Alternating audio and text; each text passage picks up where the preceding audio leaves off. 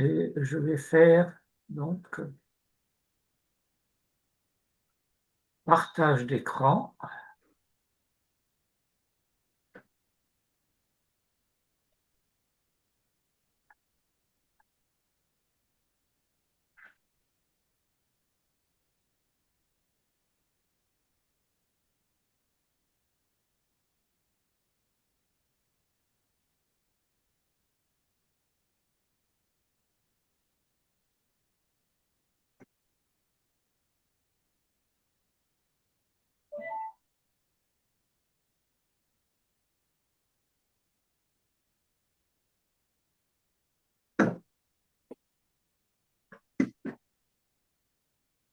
Oh, ben, dis donc.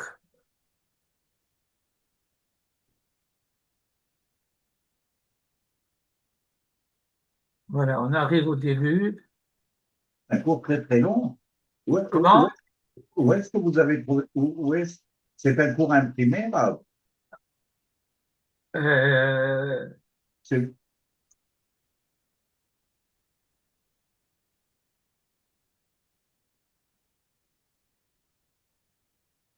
c'est dans quel, où est-ce qu'il a été publié?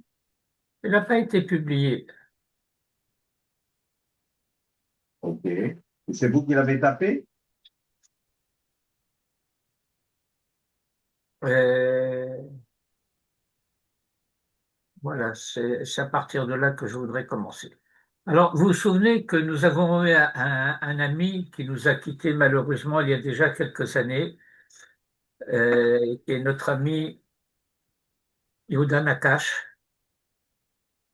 euh, qui est un garçon que je connais depuis les années 60. Et il a passé énormément de temps de sa vie, non seulement à enregistrer les cours de Manitou, mais aussi à en faire un shirtuv. Comment on dit ça en français? Une, comment Bon, impression, c'est tout. de, de, de les taper, si vous voulez. Bon. Euh, Malheureusement, euh, euh, il était malvoyant depuis l'enfance et il a une scolarité assez perturbée.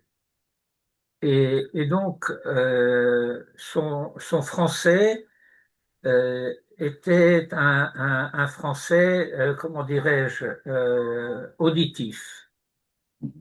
Donc, lorsqu'il transcrivait, il transcrivait par intuition auditive. Il ne connaissait pas l'orthographe. Et à son décès, il m'avait légué ses cassettes d'une part et ses enregistrements et les textes qu'il avait transcrits. Et j'ai déjà beaucoup travaillé, il y a énormément de textes, textes des séminaires, les textes des conférences, des textes de cours sur la paracha. Bon, je peux dire qu'il y a quelques milliers de textes Oh là de là. cette sorte. Et j'ai passé moi-même déjà énormément d'heures, surtout à passer sur les textes transcrits, à les corriger, à les mettre en forme, etc. Et c'est l'un de ces textes que nous voyons aujourd'hui. C'est un texte qui n'est pas corrigé à 100%. Il y a encore toutes sortes de fautes de grammaire, de syntaxe et d'autres. Et au fur et à mesure, j'avance doucettement, si j'ose dire, pour parce que cela nourrit d'une part mes propres études et j'espère pouvoir arriver à un certain moment a proposé une publication de tous ces textes sur les parachiotes de la Torah, et on pourrait avoir facilement 5 tomes, euh, Oula. un volume par Sefer Bereshit, Shemot, Vayikra, Bamidbar, Devarim. Voilà. Et donc, Manitou, dans un premier temps, a décrit de façon assez détaillée, assez longue, le passage de la fin de la paracha de Balak au début de la paracha de Pinchas, euh, en s'étendant sur les identités de Balak, de Bilham, des implications contemporaines de ces conflits, et ainsi de suite. Ensuite, il est passé très brièvement sur le deuxième sujet de la paracha, qui est celui du dénombrement d'Israël, non seulement par tribu, mais aussi par famille, en mentionnant très brièvement l'intervention des filles de Tselophrad et, et la conséquence juridique de cette intervention. Et il passe ensuite à ce texte que nous allons commencer à lire ensemble. Juste après cette intervention des filles de Tselophrad, on voit que Moïse reçoit l'ordre de passer ses prérogatives à Josué. Nous savons que Moïse ne rentrera pas en terre d'Israël. Dans le Sefer Devarim, dans Parashat Vaïtranan, il va rappeler à quel point il a prié pour obtenir le droit de rentrer en Eretz Israël, et il va nous faire comprendre que cela lui a été refusé au bénéfice d'Israël. Que Dieu lui dit que pour le bien du peuple d'Israël, il ne doit pas rentrer en Eretz Israël, même comme simple sujet, même, il dit, je ne veux pas rentrer comme le chef d'Israël, je veux rentrer comme n'importe qui. Et même cela lui est refusé. Et nous apprenons par ailleurs, c'est un thème que la Kabbalah exploite énormément, que Moïse doit faire rentrer en Eretz Israël la génération du déluge, la génération du désert qui est morte dans le désert après la faute des explorateurs. C'est un thème très important et que nous aurons certainement l'occasion encore de rencontrer à l'avenir. Et donc, c'est ce passage où Moïse reçoit l'ordre de passer ses prérogatives de chef d'Israël à Josué, et c'est ce passage que nous allons étudier en détail dans le texte. Et après cette passation de pouvoir de Moïse à Josué en vue de l'entrée dans le pays, et vous voyez l'enchaînement. D'ailleurs, nous sommes supposés comprendre ce qui est en train de se passer. D'ailleurs, nous lirons dans Rachi, à partir du moment où est arrivé le temps de la préparation de la transmission de l'héritage pour entrer dans le pays, alors va venir le temps pour Moïse de laisser ses pouvoirs à Josué, qui lui fera rentrer le peuple dans le pays. C'est l'avant-dernier épisode de notre paracha. Le dernier épisode, qui est le dernier chapitre, c'est le rappel de toute la liturgie des sacrifices quotidiens, celui du Shabbat, celui du Rosh Chodesh, celui des fêtes, toute la liturgie des sacrifices qui est située à la fin de la paracha de Pinchas.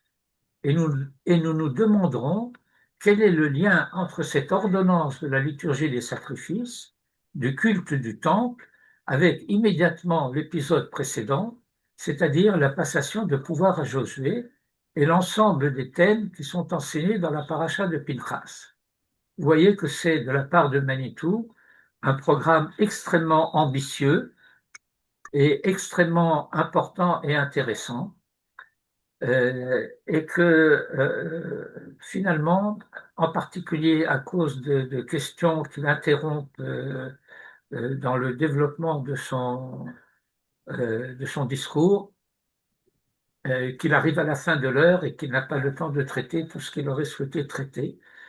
Et nous sommes quelques anciens élèves de Manitou qui assistions à ces cours et qui étions assez furieux contre les questionneurs qui détournaient Manitou, qui n'était pas très difficile d'ailleurs, parfois par certaines questions, de détourner de son projet immédiat.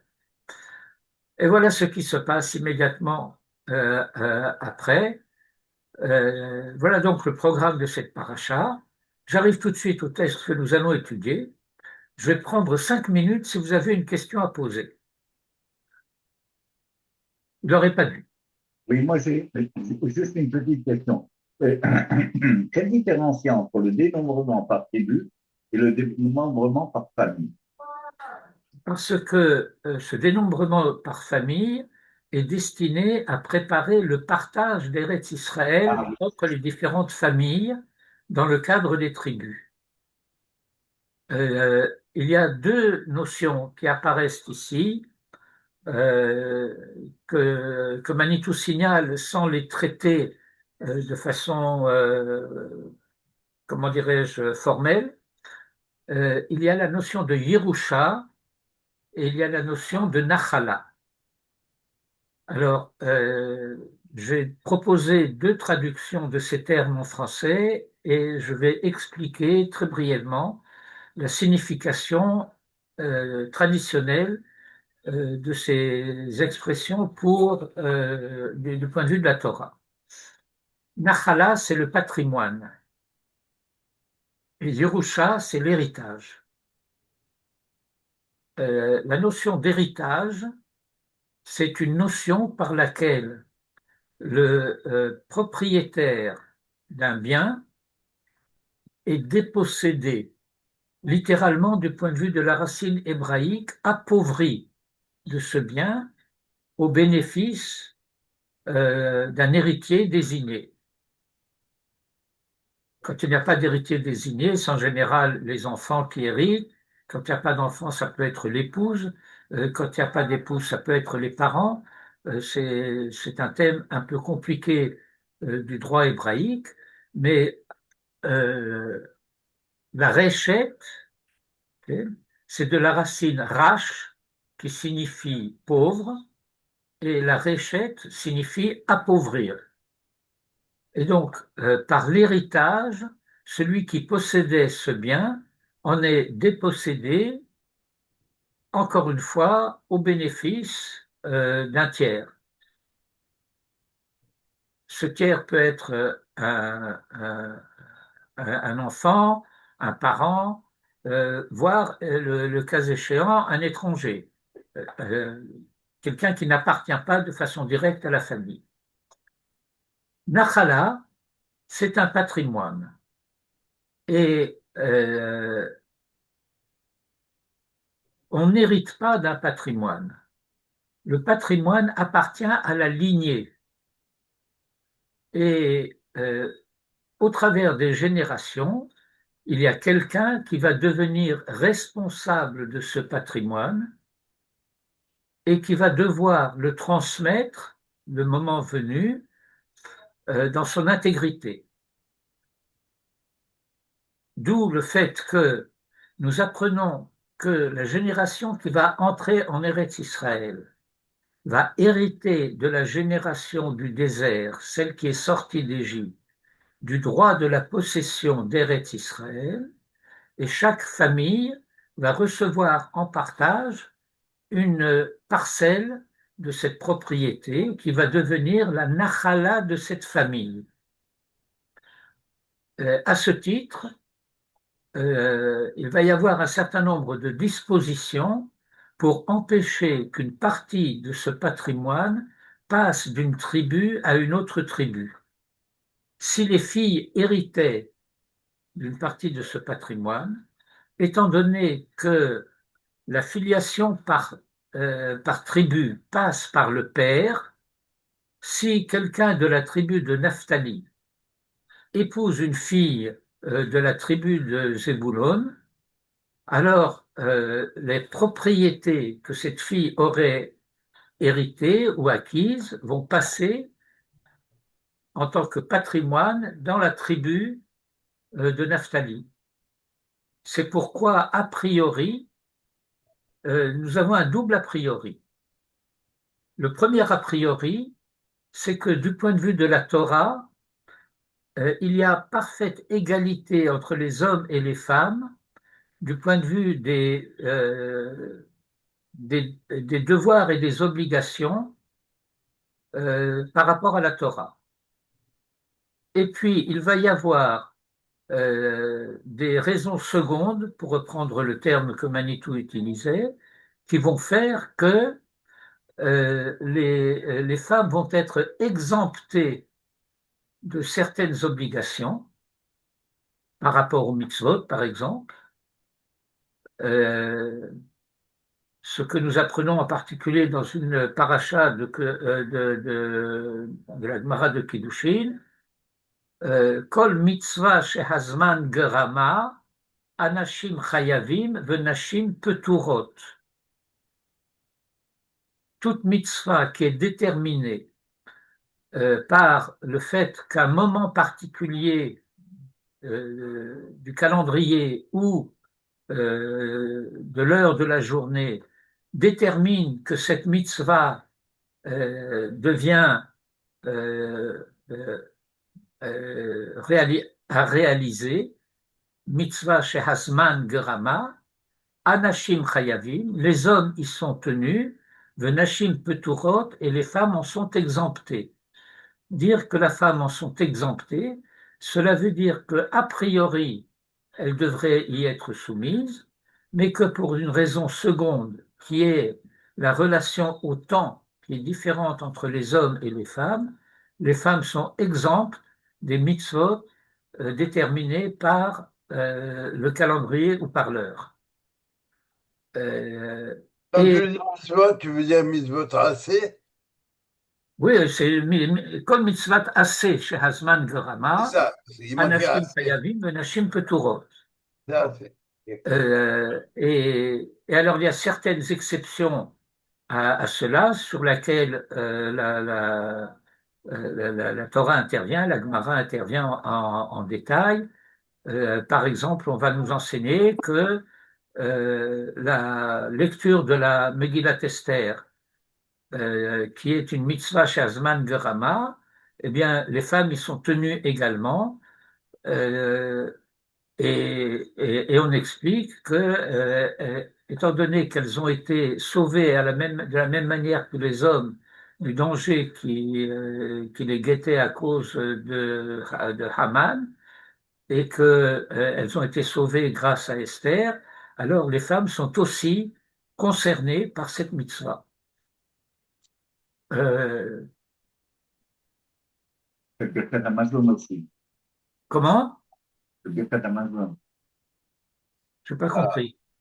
Le Birkat Amazon, elles sont Ah oui, mais la mitzvah de Birkat Amazon, ce n'est pas une mitzvah Shazman Gerama. d'accord. C'est pas le temps qui détermine cela, c'est le fait d'avoir mangé. Si elle a mangé à 10 heures du matin ou à 4 heures de l'après-midi, eh ben, elle fait le Birkat Amazon après avoir mangé. Ouais. Mais la mitzvah de Kriyat Shema, qui a une mitzvah à un temps particulier, ou la mitzvah de la Hamida, qui est déterminée dans une tranche horaire particulière, c'est une mitzvah qui s'applique parce que le temps est venu, et quand le temps est passé, le temps est passé. Et alors, il y a plusieurs minhagim par rapport à cela, selon les communautés d'Israël, que la femme peut faire la Hamida à n'importe quel moment. Elle n'est pas tenue au temps où les hommes sont tenus. Bon, bref, je reviens à notre texte. Si vous avez une question à poser, quelle est l'importance du chiffre 70 dans le judaïsme? Bon, je vais dire à la manière dont Manitou le disait parfois, c'est pas une question, c'est une déclaration de guerre. Euh, alors il commence par dire, on verra cela si je peux y revenir à l'épisode de dénombrement où on voit que le chiffre de 70 est cherché, mais n'arrive pas à être trouvé. C'est ce qu'on a étudié l'année dernière. Ce dont je me souviens, c'est que quand l'ONU a condamné le sionisme comme racisme, il y a eu 70 délégations qui ont voté contre Israël. Puisque vous avez posé la question, je vais vous dire très rapidement, ça ne sera pas très rapidement, ça sera très en détail. Il y a un exposant de l'identité d'Israël et de l'universel humain. Alors, il doit y avoir autant de visages précisés, particularisés dans l'identité d'Israël, correspondant aux manières d'être homme de l'universel humain. L'importance du chiffre 70, c'est que pour le récit de la Torah, il y a 70 nations de base.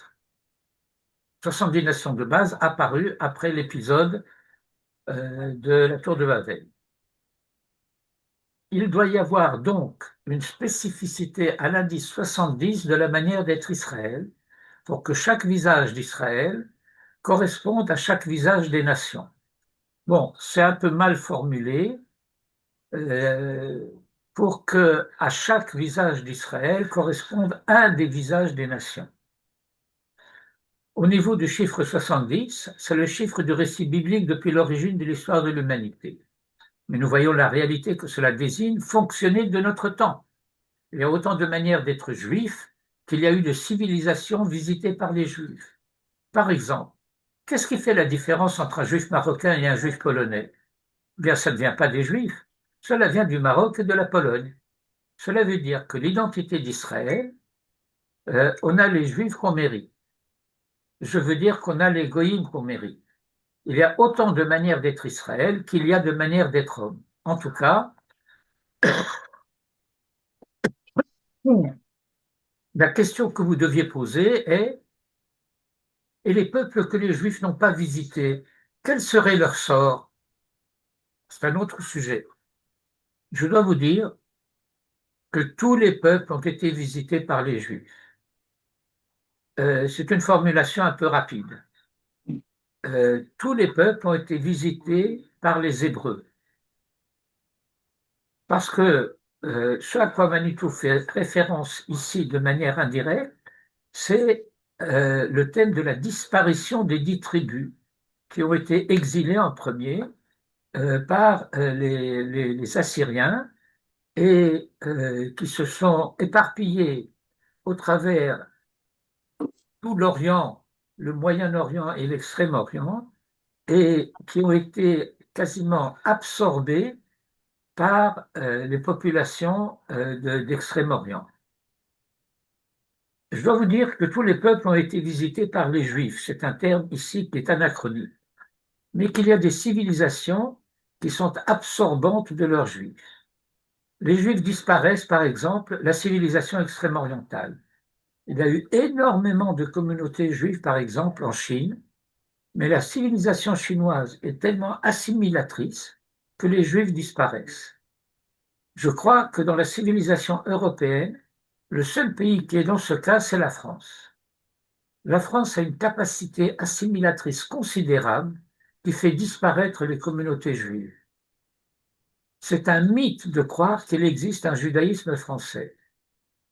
Il y a toujours eu des populations d'immigrés, d'autres juiveries, d'autres judaïcités. Alors elles tiennent le coup, le temps qu'elles tiennent le coup, finalement ça s'assimile. J'ai connu, dit Manitou, dans ma jeunesse, des Israélites français d'origine venant vraiment des familles qui étaient là avant Napoléon, du temps des rois. Mais ce sont les derniers des Mohicans. C'était des familles citadelles, des familles forteresses. Mais la communauté du judaïsme français s'est toujours assimilée perpétuellement. Elle a été ressuscitée perpétuellement par l'arrivée des immigrés d'autres communautés. Par exemple, aujourd'hui, 95% des juifs français ne sont pas français. Ils sont originaires d'identités juives qui n'ont rien à voir avec l'identité juive française. Que ce soit des Marocains, que ce soit des Turcs, des Hongrois, des Polonais, des Algériens, que ce soit tout ce que vous voudrez. Or, il n'y a pas plus français que ces immigrés de tous ces autres pays. Et donc la question se pose, pourquoi tous ces étrangers à la France deviennent si passionnément français? Ce que certains aujourd'hui en France appellent des Français de cœur.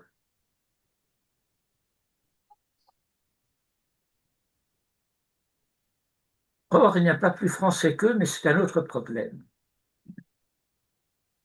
Encore une signification de 70. Dernièrement, il y a eu une condamnation d'Israël à propos de son comportement dans les territoires. Israël seul a voté contre et 70 ont voté contre Israël.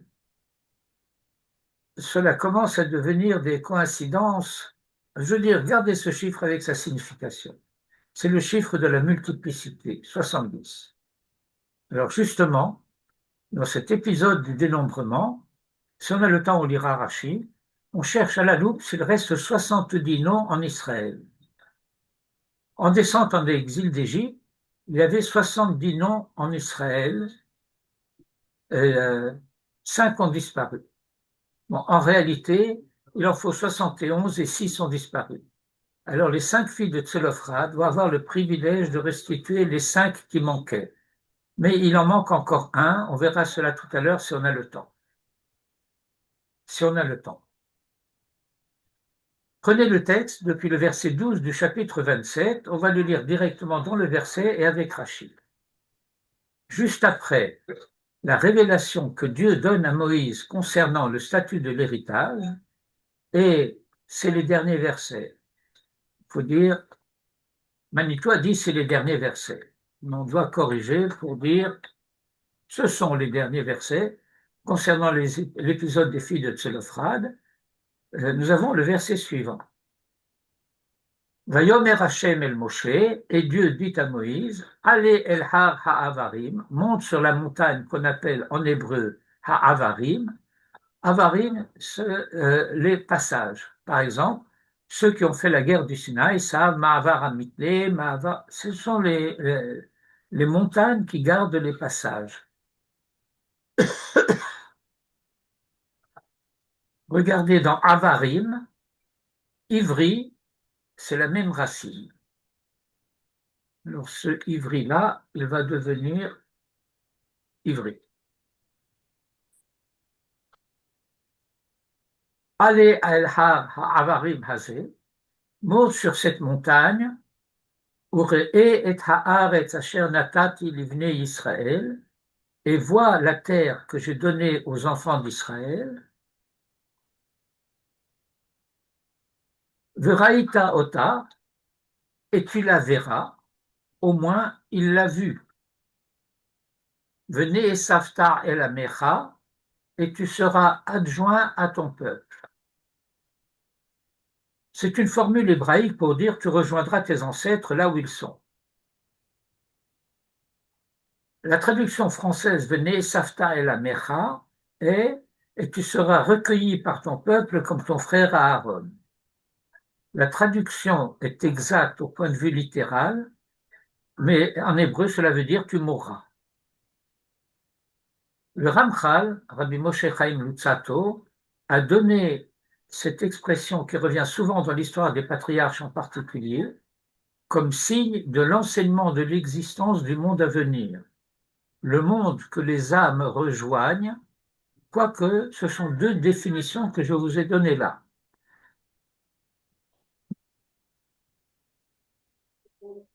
Le monde à venir, ce que nous appelons en hébreu Olam Haba, est le monde des âmes. Vous voyez, c'est ce que je vous disais tout à l'heure, qu'il y a toujours des corrections à faire. Déjà au niveau du récit du Pentateuque. Le monde des âmes, c'est Olam HaNeshamot. Alors la différence principale, bien que ce soit un peu imprécis, pas tout à fait précis, le monde à venir, comme son nom l'indique, est postérieur à Olam Hazé. le monde des Neshamot, Olam HaNeshamot, est parallèle au Olam Hazé. Il y a un monde au-dessus de notre monde actuel qui est le séjour des Neshamot. Et ces Neshamot ont leur histoire propre dans leur ascension dans le monde des âmes.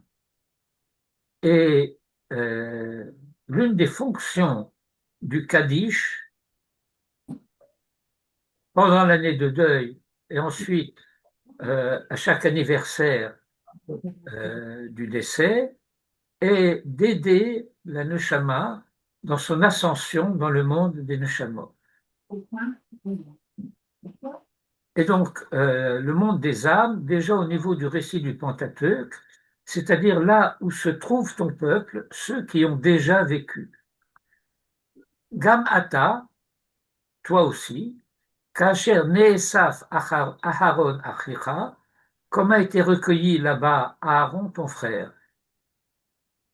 Kacher Meritem Pi, quand vous vous êtes rebellés à ma voix, à ma bouche. B'midbar Tzin, dans le désert de Tzin, de Meriva Haeda, lorsque l'assemblée a querellé, s'est révoltée lorsqu'elle réclamait de l'eau. Le Hagdisheni Vamaim le Enehem, lorsque vous auriez dû me sanctifier au sujet de l'eau à leurs yeux, Hem me Merivat Kadesh, Midbar Tzin, il s'agit des eaux de Meriva, les eaux de la querelle, à Kadesh, dans le désert de Tzin. Cela veut dire qu'à ce moment-là, Dieu à Moïse, eh bien, le temps est venu pour toi de regarder le pays où tu ne rentreras pas et de quitter l'histoire d'Israël. Manitou précise, je ne dis pas que le temps est venu pour toi de mourir, parce que bien que le texte dise que Moïse est mort, il le raconte d'une manière telle qu'il n'est pas mort. Il est monté là-haut. C'est un autre sujet. Trois personnages de l'histoire biblique ont quitté ce monde-ci vivant. Hanoch, Moïse et Eliahu. C'est vraiment un autre sujet. J'ai eu l'imprudence de le signaler. On n'a pas le droit de faire des choses comme cela. Un jour, on l'étudiera. Ashrei Hamaamin. Vaidaber Moshe el Hashem les morts. Alors Dieu parla à Moïse en disant, Yifkod Hashem Elokeh Haruchot. Dieu est ici défini par une expression très particulière dans le récit biblique. Hachem, qui est le Dieu des esprits, Haruchot, le Chol Bassar de toute chair. Alors, on va relier cela. Yifkod Hachem Elokeh Haruchot, que celui qui est le Dieu des esprits de toute chair instaure, désigne un homme, Hachem, Dieu des esprits de toute chair, Yifkod, qu'il désigne, qu'il nomme, Ish al-Ha'eda, un homme sur l'assemblée, c'est-à-dire un homme qui prendra la direction de l'assemblée, puisque Moïse entend qu'il va quitter Israël. Tout de suite, Moïse intervient, il dit à Dieu que Dieu désigne quelqu'un. Mais il est tout précise, c'est moi qui paraphrase pour me remplacer. Je lis encore un verset. Asher Yetze Lifnehem, qui sortira devant eux, Asher Yavo Lifnehem, et qui viendra devant eux, Vacher Yotziem, qui les fera sortir, Vacher Yeviem, et qui les fera entrer, Velotihi Adat Hashem, que l'assemblée d'Hachem ne soit pas, Katson, comme un troupeau, Asher En Lahem Roé, qui n'a pas de berger. Nous allons étudier ces deux versets avec le commentaire de Rashi, et cela va mettre en évidence quels étaient les soucis des chefs d'Israël en tant que chefs. Il y a ici un sujet pour une thèse de doctorat, même si vous voulez, la conception de l'idéologie politique des chefs d'après la Torah dans ces deux versets. Nous allons le faire directement avec Rashi. Prenez Rashi au verset 16. Yifkod Hashem, que Dieu désigne. Oui, j'ai pris un croissant. Ah. En cours, là. Yifkod Hashem, que Dieu désigne. Voilà ce que dit Rachid. Kevan Sheshama Moshe, dès que, puisque Moïse a entendu, Sheamar Lo Hamakom, que Dieu lui a dit. Nous ne nous arrêtons pas sur le fait que dans le commentaire de Rachid, il utilise comme kinouï, comme désignation de celui qui est Dieu, par le terme de Hamakom. Manitou a traduit Dieu, littéralement ça serait le lieu, avec un L majuscule, et non pas Dieu avec un D majuscule, mais c'est un autre sujet. Ten Nachalat Tselophrad Livnotav donne l'héritage de Tselophrad à ses filles. Amar, Moïse s'est dit, Higia Sha'a, le temps est arrivé, chez Edba Tzrachai, que je réclame mes droits. Chez Yirshu Banai et Gedulati, que mes fils héritent de ma grandeur. Donc, premier point, Moïse, selon l'explication de Rachid dans la transition des versets, Moïse a d'abord comme projet, et ce devrait être logiquement, en toute cohérence normale, le temps est arrivé de passer l'héritage, mon héritage, à qui je veux le passer, à mes fils. Là apparaît un thème très important. La Torah ne tient pas compte des fils de Moïse. Cela va être Josué qui va être désigné. Nous allons voir pourquoi tout à l'heure. De quoi s'agit-il ici? Dans la paracha de Vezot Abracha, nous allons apprendre que Vihi Bishurun Melech, Behitasef Racheam, Yachat Shifte Israël. Il y eut en Yeshurun un roi, et on apprend dans la tradition orale que ce roi c'est Moïse. Or, la royauté en Israël est a priori héréditaire. Donc, si Moïse est roi, en tant que roi, ses fils doivent hériter de son pouvoir politique. Ce ne sera pas le cas. Et alors, on va avoir à se poser la question, pourquoi? Il n'y a pas d'héritage de Talmid Chacham. La Torah ne se transmet pas par héritage. La prophétie ne se transmet pas par héritage. Le pouvoir juridique, judiciaire, ne se transmet pas par héritage. Mais le pouvoir royal, a priori, se transmet par héritage. Il se transmet par héritage à tel point qu'il n'est pas nécessaire d'oindre un roi fils de roi. On oint quelqu'un comme roi que s'il n'appartient pas a priori à la famille royale, comme David après Saül, ou comme Salomon, s'il y a eu une contestation de la part des autres fils du roi sur la royauté de ce fils-là. Or, David a eu plusieurs épouses, et il y a les aînés de chaque épouse, et nous apprenons en particulier que un des fils aînés de David, Adoniahu, a décidé de se faire proclamer roi, d'ailleurs encore du vivant de David. David est sur son lit de mort, mais il n'est pas encore mort, et à ce moment-là, Bathsheba et le prophète Nathan vont intervenir pour sacrer Salomon roi de par la décision royale de David et par l'onction prophétique. Mais donc, a priori, il y a héritage de la royauté et ça ne va pas être le cas des fils de David. Amarlo Hakadosh Baruchu, Dieu lui répond.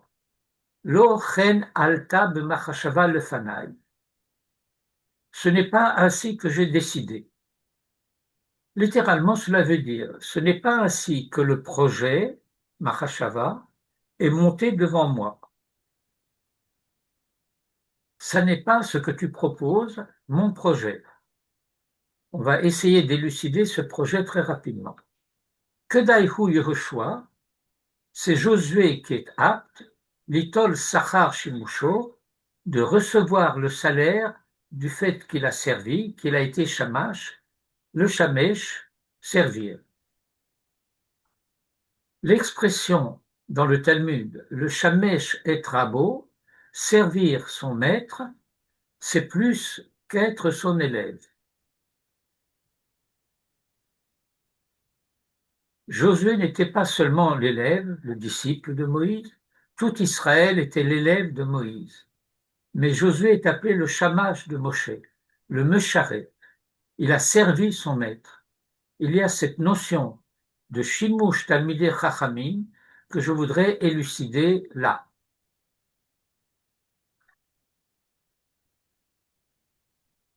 Effectivement, le Talmud va désigner certains élèves, certains disciples qui se sont égarés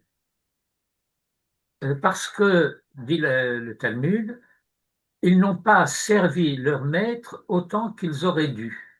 Shelo shimshu et rabam kol tzorkam. Il s'agit par exemple des disciples de Tzadok. Tzadok est un grand maître de l'époque originelle de la Mishnah, des premiers Tanaïm, et l'un de ses enseignements a été Al tihu ka'avadim shemeshamshim et את הרב על מנת לקבל פרס. כן, על מנת לקבל פרס. Chez nous, on disait le shamesh et rabin al menat le kabel peres. Cute. Et donc, qui ont cru pouvoir comprendre de cet enseignement qu'en réalité, il n'y a pas de salaire, qu'il ne faut pas espérer un salaire, et cette tendance des disciples de Tzadok sont devenus ce qu'on appelle par la suite dans l'histoire d'Israël les Tzedukim, les Sadducéens. Par exemple, à ce titre d'élèves qui n'ont pas servi leur maître autant qu'il leur aurait été nécessaire. Et Manitou explique, c'est quelqu'un qui a vécu dans l'intimité de son maître, de telle sorte de comprendre comment pratiquement se réalise l'enseignement théorique. Nous avons énormément d'exemples qui nous sont donnés dans le Talmud où des élèves, parfois avec apparemment chutzpah, entrent dans la vie intime de leur maître pour savoir comment il vit. Ils disent « excuse-nous, mais cette Torah, il faut qu'on l'apprenne ». Alors, le shamash d'un rab, ce n'est pas seulement celui qui fait les commissions, parce que les rabbinim ont aussi un shamash comme ça. Il faut bien que quelqu'un leur fasse leur commission. C'est celui des élèves qui est appelé dans son intimité. Par exemple, lorsqu'on cite un élève qui a mal compris l'enseignement de son maître, la Gemara dit « Lo shimesh et rabo kol tzorko », ce dont j'ai parlé il y a quelques instants. Alors voilà ce que l'on apprend déjà, comment Dieu répond à Moïse. Tu penses que cela devrait être ton fils.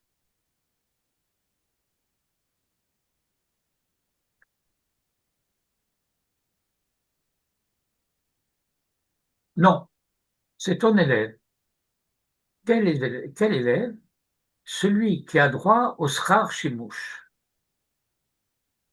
Parmi tout Israël en tant qu'élève de Moïse, ses fils y compris, c'est celui qui est apte à avoir le privilège de recevoir ce relais de la fonction de Moïse, c'est celui qui est capable non seulement de comprendre théoriquement, mais de savoir réellement comment Moïse enseignait. Je vais vous dire quelle est une des consignes que la tradition a données pour cela. C'est celui des élèves qui est capable de répéter l'enseignement de son maître à la lettre, exactement comme il a été dit. Celui qui interprète, grosso modo, ce n'est déjà pas celui par qui cela passe. Pourquoi? Parce qu'il y a le niveau théorique de la connaissance et il y a un niveau important de la halacha le maasé, c'est-à-dire de cette connaissance théorique, comment cette connaissance théorique concerne la réalité. Cette connaissance-là, ce n'est pas tous les élèves qui l'ont. C'est celui à qui le maître a transmis la smicha, l'ordination, comme on dit en français. Parmi tous ces élèves, traditionnellement, voilà comment cela se passait à la mort du maître, avant sa mort. En général, il savait quand cela allait arriver. Avant sa mort, le maître rassemblait la communauté et disait « Après moi, c'est celui-là », alors que tous ses autres élèves auraient pu. Mais il dit « Après moi, c'est lui ». Est-ce qu'il y a un arbitraire? Pas du tout. Le maître savait à travers qui la tevuna de la chorma passait. Tevuna, en hébreu moderne, on traduit cela comme étant la raison, mais la tevuna, c'est l'application pratique de la sagesse. Dans le vocabulaire de la Kabbalah, tevuna, c'est malchut de bina.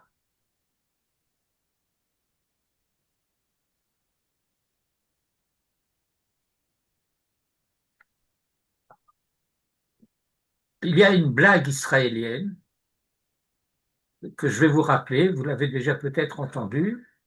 Quelle est la différence entre le navon et le chacham? Alors on dit le navon, c'est celui qui sait se sortir de situations dans lesquelles le chacham ne se met pas. Donc il y a un a priori de la sagesse et un a posteriori de l'application de la sagesse. C'est ça la tevuna.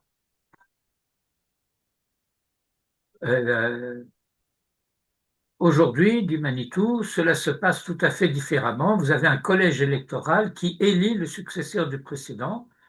C'est un bilboul complet. Nous sommes le peuple élu, le peuple des élections. Là, le thème qui est là est très important. Vous voyez ce que dit Rachi. Premièrement, Moïse pense à ses fils. Il y a une hérédité de la dignité. Ce n'est pas n'importe qui est le fils de n'importe qui.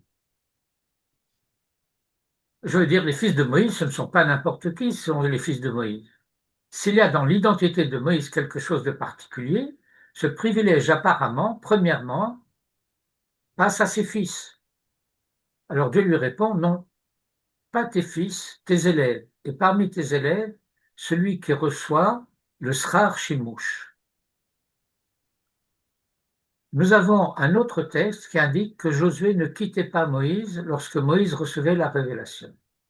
Lo yamouche, il ne sortait pas. Le thème ici, pourquoi au niveau de Moïse c'est enseigné de manière extrêmement importante? Parce qu'Israël est un peuple, par conséquent, cela va de père en fils. Le relais naturel et cohérent doit passer de père en fils, parce qu'il s'agit d'une nation, ce n'est pas une église. Israël n'est pas un maître et ses élèves, ce sont des pères et leurs fils. Première fonction, la fonction d'engendrement. Ce sont les pères qui font les fils. Le Dieu d'Israël, c'est le Dieu des patriarches, ce n'est pas le Dieu de Moïse. Vous n'avez aucune formule de liturgie où Israël s'adresse au Dieu de Moïse. On s'adresse au Dieu d'Abraham, d'Isaac et de Jacob. L'identité d'Israël est d'abord l'identité d'une famille. Donc, ça passe de père en fils. Et cette famille a un maître. Alors, le maître a des élèves, et c'est pourquoi on s'aperçoit que dans l'histoire de Moïse, il n'y a aucune place pour ses fils. De la même manière, dans l'histoire des patriarches, il n'y a aucune place pour leurs élèves. On raconte l'histoire des fils des pères et des élèves du maître, mais on ne raconte pas l'histoire des fils du maître et des élèves des pères. Essayez de diagnostiquer cela dans l'histoire d'Israël. Le cas idéal, c'est quand le fils est l'élève.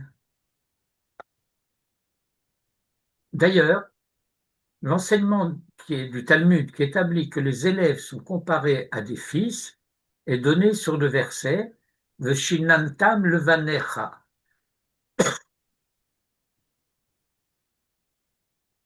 Et tu l'enseigneras à tes fils.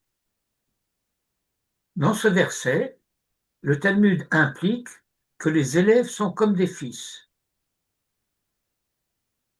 Puisque tu enseigneras, c'est pour les élèves, mais le verset dit tu enseigneras à tes fils.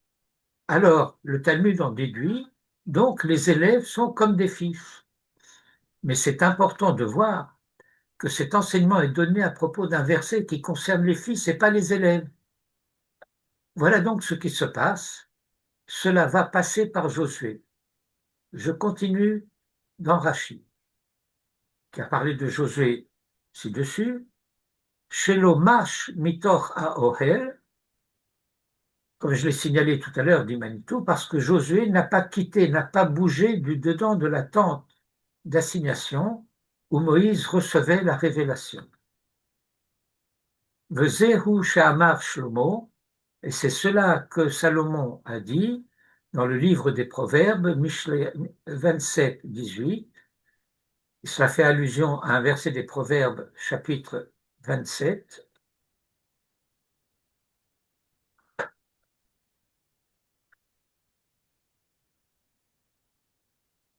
Notsar te'ena yochal piria, celui qui a taillé le figuier, qui en mangera les fruits.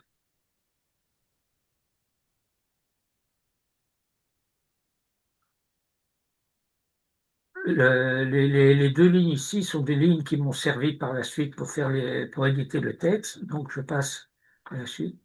Elohei Aruchot, j'arrive ici quand même au verset, à l'expression importante, pourquoi Dieu est nommé ici par Moïse le Dieu des esprits.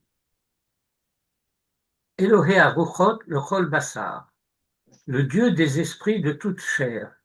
Il y aurait ici place pour toute une anthropologie de la personne selon la Torah, mais je n'ai pas le temps aujourd'hui de voir la différence des différents niveaux d'être de la personne humaine. Quel est le niveau qui est appelé Bassar, la chair? Quel est le niveau qui est appelé Ruach, l'esprit? Vous voyez qu'ici dans le verset, on ne parle pas du corps, Gouf, et de la Neshama, de l'âme, mais de la chair et de l'esprit. Bassar et Ruach. Ces deux termes ont fortune dans le vocabulaire de la théologie chrétienne d'ailleurs. Voilà ce que dit Rashi. L'Omar Lecha. Pourquoi c'est dit comme cela, Dieu des esprits de toute chair? Amar le Fanav. Il a dit ainsi devant Dieu, Ribono shel olam, maître du monde. Galou viadoua le fanercha. Il est clair, dévoilé et connu devant toi. Da'ato shel kol echad ve'echad. La déa de chacun. La déa, cela veut dire la manière d'être de chacun du point de vue de sa conscience. C'est pas sa capacité ou sa faculté de connaissance.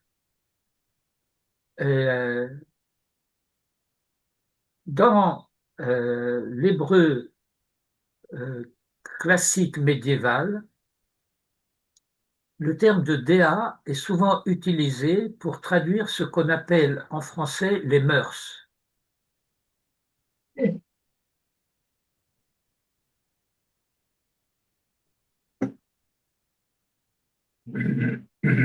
Et les mœurs, c'est la manière pratique de vivre. Chaque conscience a une unité géniale pour elle-même. Chacun a une déa. Cela ne veut pas dire ici la connaissance. Darat, c'est la connaissance. Je prends une expression de l'hébreu moderne. Ani bedea she, ce qu'on traduit par traduction approximative, je suis d'avis que. Chacun a une opinion, un avis. En réalité, les mots opinion et avis ne sont pas du tout synonymes. Je pense que chacun a une déa particulière. Chacun a une approche des choses. Déa, cela désigne la conscience de chacun. Par exemple, vous avez l'expression, j'allais la citer tout à l'heure, mais je l'ai gardée pour ici, Emunot vedeot. Alors, Manitou traduit ici, Emunot, ce sont les opinions. Deot, ce sont les convictions.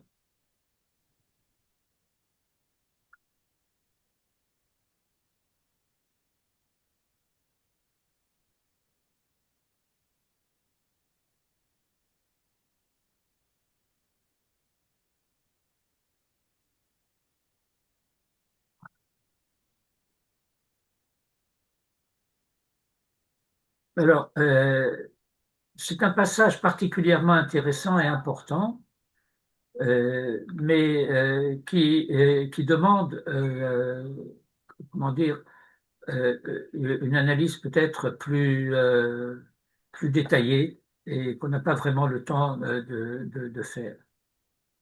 Emunot, dit Manitou, ce sont les opinions. Deot, ce sont les convictions. Je vais faire une analyse logique très rapide. On traduit par la foi. Cela veut dire, étant donné différentes manières de connaître au niveau de la connaissance intellectuelle, le tempérament de chacun choisit, opte, opine, cela c'est Emouna. Cela veut dire, la volonté préfère penser comme cela. C'est comme cela qu'elle croit. Il y a une liberté au-delà de la rigueur intellectuelle. La rigueur intellectuelle donnera des connaissances, et parmi X connaissances, je préfère croire comme cela, et là, il y a une liberté absolue. J'ai une fois formulé cela comme ça. Dis-moi en quoi tu crois, je te dirai qui tu es. J'ai appris une fois cela avec un de mes maîtres, Jacob Gordin, Zal. Il nous disait, si quelqu'un te dit qu'il n'a pas peur de Dieu, toi, aie peur de lui. Lorsque l'on dit en quoi on croit, on dit qui on est finalement. Alors il faut se méfier dans la profession de foi, ne pas introduire des hérésies. Alors voilà ce que Dieu dit à Moïse. En réalité, c'est un lapsus de Manitou. C'est Moïse qui parle à Dieu. C'est une note de Yehuda Nakash. Tu sais très bien que chacun a une déa particulière.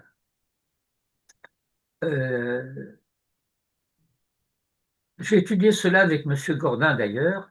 Même deux jumeaux, deux vrais jumeaux, c'est très très jumeaux, les vrais jumeaux. Pourtant, chacun est un génie pour lui-même et irremplaçable. Alors quand ils sont des triplés, à plus forte raison. Si c'est une identité de saint, c'est trois fois saint. On revient à Rachid. Le Enan domine Zélazé, et personne ne ressemble à quelqu'un d'autre. Et le verbe ressembler en hébreu désigne une identité. Une ressemblance en français, c'est une approximation, mais en hébreu, c'est une identité. Et vous aurez donc, de ce point de vue-là, une expression très classique dans le Talmud, afilou domé et no domé. Même ressembler, ça ne ressemble pas. Alors on ne comprend pas très bien quand c'est traduit en français, mais ça veut dire c'est vraiment pas la même chose. Mena alehem, donc Moïse dit, nomme sur eux, manhig, un chef, Sheyehe Sovel, qui puisse supporter, dans le sens de porter, Kol Echad ve Echad le Fidarato, chacun suivant son identité. Voilà la définition du chef pour la Torah. Quelqu'un qui soit capable d'être personnellement individuel, le chef de chacun, alors il peut être le chef de tous. Nous avons eu un exemple avec Castor, Robert Gamson.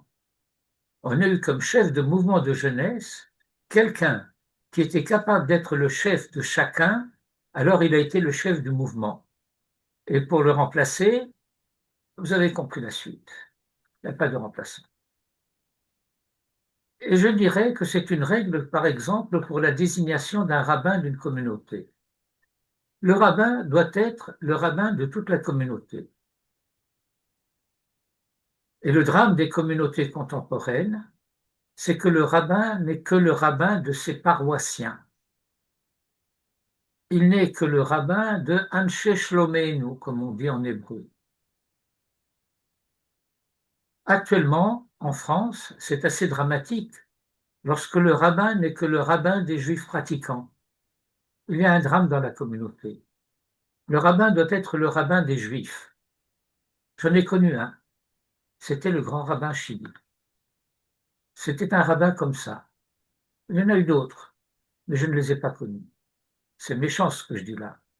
Là, c'est un enseignement important qui nous est mis en évidence par Rachi. Pourquoi c'est méchant? Parce que Manitou a connu beaucoup des rabbins de la communauté française. Et lorsqu'il dit qu'il n'en a connu qu'un seul qui était comme ça, qui était le rabbin Shidi, vous comprenez ce que cela veut dire. Asher Yetze Lifnehem, qui sortira devant eux. Rachi va citer des exemples de chefs d'Israël et vous allez retrouver un thème de l'identité israélienne qui s'appelle Acharai, derrière moi. Asher Yetze Lifnehem, qui sortent devant eux, mais qui ne dit pas en avant, mais qui dit derrière moi.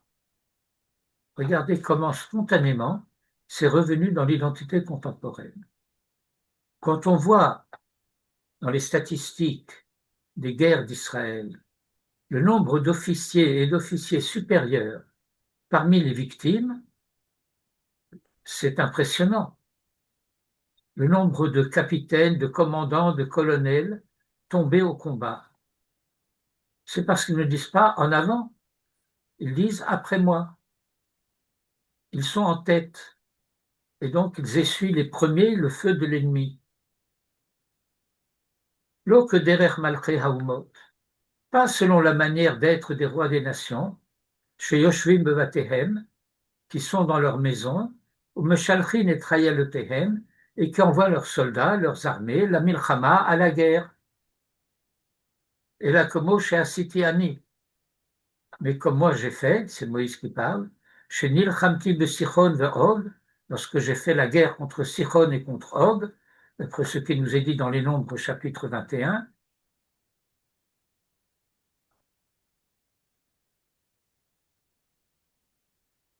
Altira Oto, ne le crains pas, va-toi en avant. Dieu dit à Moïse, n'aie pas peur de lui, va-toi en avant. Ou que Derer Shasa Yehoshua, et comme a fait Josué, chez Nehemar, et on cite aussi un verset où Josué prend l'initiative, lui à la tête de son armée, lorsqu'il rencontre un ange qui était le chef d'état-major descendu du ciel. C'est un épisode que je vous cite de Josué dans le livre de Josué, que l'on étudiera un jour. C'est une figure angélique qui descend du ciel pendant qu'Israël est en guerre contre une peuplade ennemie, et que Josué s'avance et lui demande, est-ce que tu es avec nous ou avec eux? L'ange dit non, je suis le chef d'état-major des armées de Dieu. Alors Josué ajoute, ce n'est pas dans le texte, tu es avec nous. Vayeler Yehoshua Elav, et Josué alla vers lui, Vayomer lo, et lui dit, Halanu ata, est-ce que tu es de notre côté ou du côté de nos ennemis? Vechen be David, et ainsi pour David, Ouama, le verset dit, Kihu yotse uva lifnechem, il sort, il vient devant eux. Cela veut dire, il est le chef, il est donc en avant des autres. Donc cela explique ce que dit le verset, Asher yetse lifnechem, Vasher yavo lifnechem. Yotse barosh, venichnas barosh. Il sort en premier et il revient en premier. Deuxième qualité du chef, la première c'est qu'il est le chef de tous, et la deuxième, c'est peut-être très lié, puisqu'il est le chef de tous, alors il est en avant-garde. Disons l'éclaireur pour continuer dans la même définition. Vacher Yotziem, qu'il les fasse sortir, Rashi, Bisrutav, par ses mérites. Le fait que le peuple puisse sortir ensemble, et sortir ensemble, ça veut dire aller à la guerre, cela dépend des mérites du chef. Vacher Yeviem, et qu'il les fasse rentrer, Bisruyotav, avec ses mérites. Davar Acher, c'est là que je veux en arriver, explication supplémentaire, parce que cette explication, cela dépend de l'unanimité du groupe, soit garantie lorsqu'ils vont à la guerre et lorsqu'ils reviennent de la guerre. Cela dépend des mérites du chef. Il aurait suffi de dire, pour une des deux expressions, Vacher Yotziem Bisruyotav, Vacher Yaviem Bisruyotav. Cette répétition demande à être encore expliquée, puisqu'elle est déjà expliquée par la première expression, donc Davar Acher, deuxième explication. Ça veut dire que la première était insuffisante. Vacher Yeviem et qu'il les fasse rentrer. Shelo ta'aselo que derer sheata oseli. Que tu ne lui fasses pas comme tu m'as fait à moi. Que je les ai fait sortir d'Égypte, mais je ne les fais pas rentrer dans le pays. Que lui les fasse entrer. Chez Eni Machnissan Laaret, puisque moi je ne les fais pas entrer.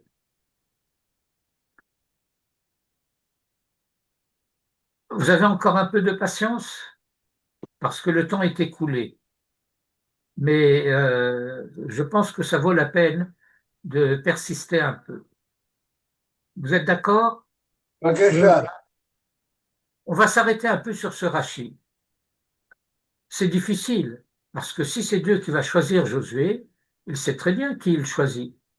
Pourquoi Rashi fait dire à Moïse, choisis quelqu'un pas comme moi. Moi, je n'ai pas eu le mérite de pouvoir les faire entrer, bien que j'ai eu le mérite de pouvoir les faire sortir.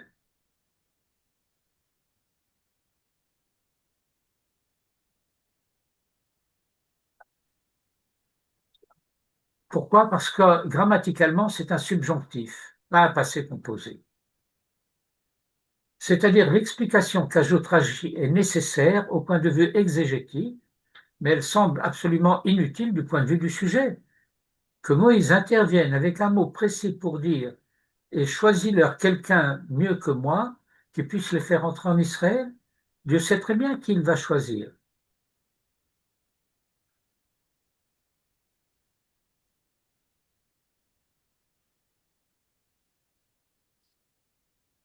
Question. Est-ce qu'il espérerait encore que ce soit lui? Non. Suis bien la logique de ce qu'on a vu jusqu'à présent. Qu'est-ce que dit Rachid? Bisrouyotav, avec ses mérites. Est-ce que cela veut dire que lui, Moïse, n'a pas eu assez de mérite? Ce qu'on apprend, c'est qu'en réalité, et cela vous l'avez étudié dans les parachutes précédentes, si vous l'avez étudié, si la génération de Moïse n'est pas entrée, c'est la faute de la génération de Moïse. Mais Moïse prend sur lui, sur la grandeur du chef, c'est-à-dire, qu'est-ce que c'est que ce... Il prend sur lui le fait que sa génération a échoué. Là, je voudrais ouvrir une parenthèse. Syntaxiquement, il faut ici une virgule. Moïse avait prié pour Josué au moment de la faute de la génération du peuple qui a fait que sa génération n'est pas entrée en Israël. C'est la génération de la faute des explorateurs. Et je vous avais signalé à l'époque que le verset dit que Josué s'appelait Hoshéa et que Moïse a prié pour qu'il s'appelle Yehoshua. Et le commentaire dit Hashem Yoshiacha Meratzat Meraglim. Cela veut dire Moïse savait que sa génération allait être punie et qu'elle ne rentrerait pas dans le pays. À ce moment, je vous avais cité quelque chose qui est très connu dans le Midrash en tout cas, que ce yod qui s'est ajouté, permettez, qui s'est ajouté à Hoshéa pour établir le nom de Yehoshua, c'est le yod de Sarai, lorsque le nom de Sarai a été remplacé par Sarah, et que ce yod de Sarai, dit le Midrash, a été remplacé par Sarah, que ce yod de Sarah, pardon, dit le Midrash, priait depuis que Sarai s'est appelée Sarah, pour savoir au nom de quel juste il serait adjoint, et que cela, ce yod, a été donné à Josué. Qui pourrait expliquer le lien entre ces deux données du Midrash? Quelqu'un répond. Il y a chez Sarai le souci de la dignité de la Yerusha chez Yitzhak, et chez Yehoshua, il y a, c'est exact, interrompt Manitou, mais c'est encore un peu formel, parce que ce souci de Sarah ainsi défini, on le trouve chez Rivka, que cela passe par Jacob et que cela ne passe pas par Ésaü. Mais chez Sarah, c'est dit plus explicitement Kilo Yirash. Le yod de Sarah était disponible puisqu'il a été transformé en deux hé. C'est une manière de dire. Il y a deux hé qui ont apparu, qui équivalent au yod, mais le yod comme tel n'a pas été transformé en deux hé. Du point de vue numérique, en effet, le yod de Sarai, 10, équivaut au hé qui est ajouté à Abraham et au hé qui est ajouté à Sarah. Mais ce sont trois lettres différentes. Ce yod est en haut et réapparaissent deux hé, un pour Abraham, un pour Sarah. Ce que tu as dit n'est pas faux, mais ce que je veux dire, c'est encore formel. Il faut comprendre, Manitou va l'expliquer un peu, ce que signifie une explication formelle.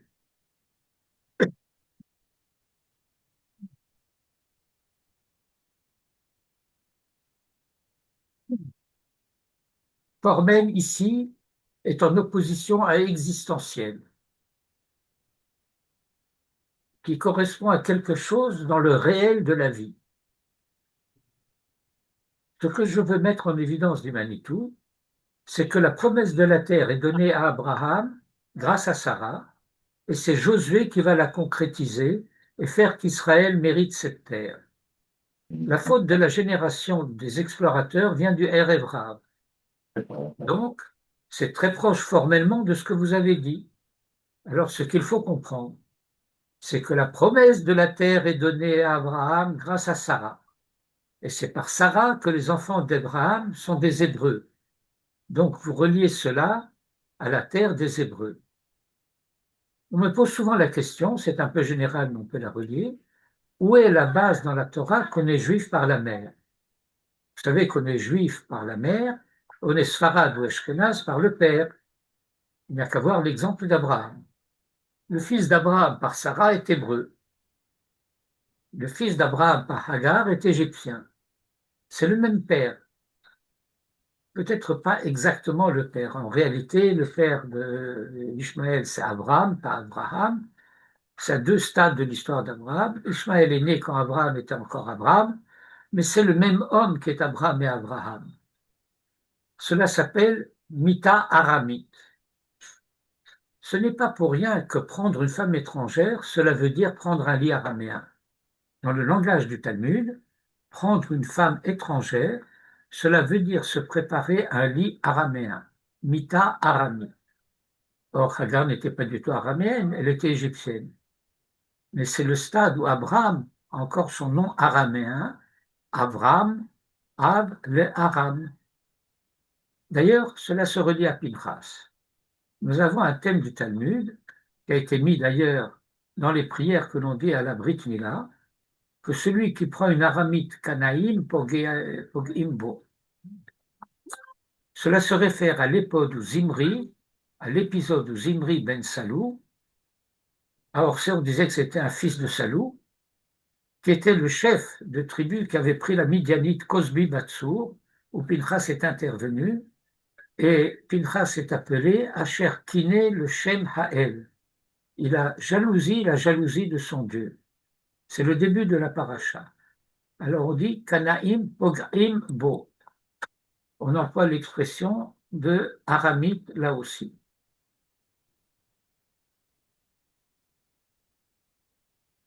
Voilà donc ce qu'ajoute ici Rachi concernant la personnalité de Josué. On va passer un peu à un autre verset pour la transition avec la fin de la paracha. Prenez le chapitre 28, premier verset. Et je ne veux pas rentrer là-dedans parce qu'on n'a pas le temps. Dans ce passage, on a déjà 32 versets dans ce chapitre, si vous voulez, qu'on a lu. On est arrivé à la ligne 29. Mais en réalité, l'étude de la paracha a encore un tout autre fichier. Si je puis dire, celui-là c'est Pinchas 1, il y a un Pinchas 2. Et comme on n'a pas le temps d'étudier l'ensemble, je ne veux pas du tout rentrer dans ce sujet. Ce que je pourrais faire, par contre, ce que j'ai l'intention de faire, c'est de poursuivre un peu plus minutieusement l'édition de ce texte pour corriger encore tout ce qui reste à corriger et vous envoyer le texte dans son intégralité. Et comme ça, vous pourrez avoir de la lecture pour Shabbat. Sauf Shavua Tov. תודה Merci. רבה, תודה רבה, Merci. טוב.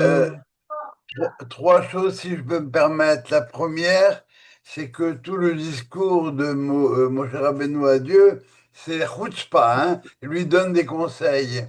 Et ça, c'est indiqué par la phrase introductive, qui est un apax. Vaidabel Moshe El Hashem. C'est la seule fois que ça existe dans la Torah. Oui, On l'a pas une autre fois. Alors donc, c'est sur la chutzpah, Diboul, c'est la chose cachée. Ça va. Donc on est prévenu quoi. Il va donner des conseils à Hacham.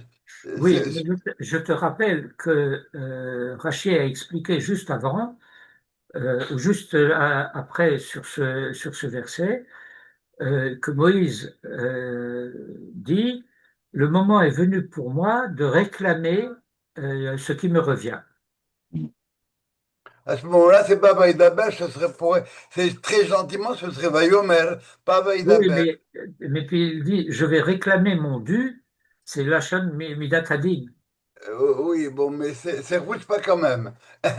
La deuxième chose, c'est que Hachel, c'est l'Ifnehem, mais Hachel Yavo l'Ifnehem. J'ai entendu quelqu'un pendant un des cours qui m'a dit un leader, c'est quelqu'un qui va faire ce qu'il a à faire et qui revient donner des comptes au peuple. C'est le Yabolisnem pour revenir donner un résumé de tout ce qu'il a eu à faire. Et Oui, bon, c'est un joli drache. oui, effectivement. Et la troisième chose, c'est une question. À part le kilo Hirak, pour Sarah, comment on sait que la promesse est donnée grâce à Sarah? La promesse de la terre est donnée grâce à... On connaît son amour de la terre, etc. Comment on dit, est-ce qu'on a une manière de connaître directement? Ouais, parce que s'agit-il d'hériter si ce n'est de la terre d'Israël? OK? Euh, je- euh, Vous retrouverez par vous-même à la fin de la paracha de Lech Lecha, Dieu annonce à Abraham euh, la possession de la terre et la naissance d'un fils.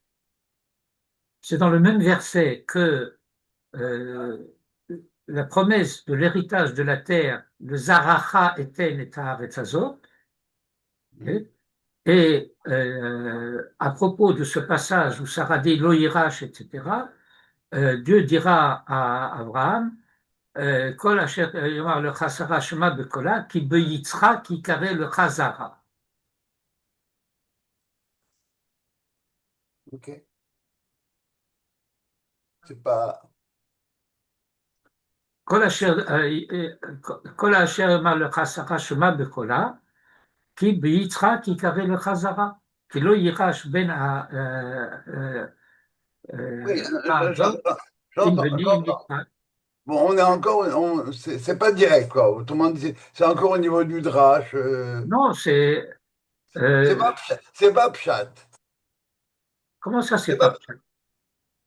c'est pas pshat que la terre se le promet grâce à Sarah. Sarah, c'est un moyen qui va me permettre d'arriver d'avoir la terre. C'est par elle mais peut-être que c'est grâce à moi, Abraham, que j'ai la terre. C'est pas direct. Isaac, c'est bon, Sarah, ça Écoute, vient. moi, je trouve personnellement que c'est très direct.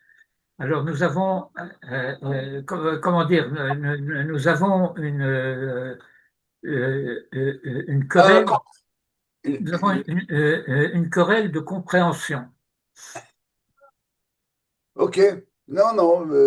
Ok. Il y a pas de querelle. On a une compréhension différente, peut-être. Je sais pas. Bon, bref, peu importe. En tout cas, je suis content de voir que tu vas bien d'abord. Tu as Eh bien, l'air sympathique. je dirais que Baruch Hashem, je vais mieux. Oui. vous vous souvenez peut-être que j'ai été obligé de raccourcir le dernier cours que nous avions eu ensemble. Euh, j'ai Ça pas fait fait. presque un mois, ça. Comment? Ça fait presque un mois. Oui, mais parce qu'entre-temps, j'ai été hospitalisé. Et puis, non, c'était après l'hospitalisation. C'était il y a 2 semaines. La semaine dernière, nous n'avons pas eu cours parce que j'ai eu un sérieux coup de pompe, comme on dit en français. J'étais pompé. Euh, César aurait été content. Euh, Oui. et donc, aujourd'hui, Baruch Hashem, j'ai plus de force, plus d'énergie. Je ne suis pas encore à 100% de mes capacités antérieures, mais Baruch Hashem, doucement, ça s'améliore. Tu veux être patron du jeune de demain? Euh, Ça va dépendre. euh, oui, Ça ça va dépend, dépendre. ça dépendra si le vieux de demain est assez jeune. Bon. Allez, allez, sauf Shavuot. Sauf Shabbat, Tzom Kal et Shabbat Shalom, on est déjà mercredi. Oui, Jeudi pour vous, non? Oui, mais, oui, il est jeudi chez vous déjà. oui. Allez, Shabbat Shalom, Koldou, et merci. Kol